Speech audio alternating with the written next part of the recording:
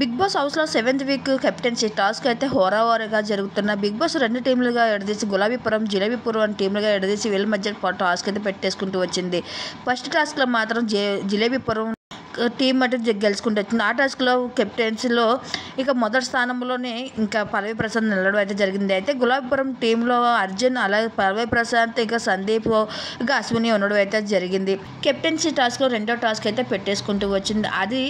ఆ టాస్క్ ఏంటంటే ఒక స్తంభానికి ముళ్ళేసి ఉంటుంది. అది ఏ సాయం లేకుండా నోటితోటే ముళ్ళు ఇప్పుకుంటా వెళ్ళాలి.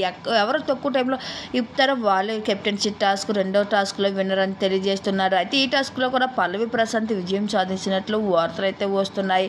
అయితే కెప్టెన్సీ టాస్క్ 2 టాస్క్ల మరి విజయవంతంగా ఈరోజు పూర్తవుతున్నాయి అంటూ వార్తలు అయితే వస్తున్నాయి. అయితే ఈసారి కెప్టెన్సీ టాస్క్లో ఎవరు విజయం సాధిస్తారు, ఏ టీం గెలుస్తుందో అని అనుకుంటున్నారో మీకున్న అభిప్రాయాన్ని కూడా కామెంట్ సెక్షన్లో మాకు మీరు తెలియజేయండి.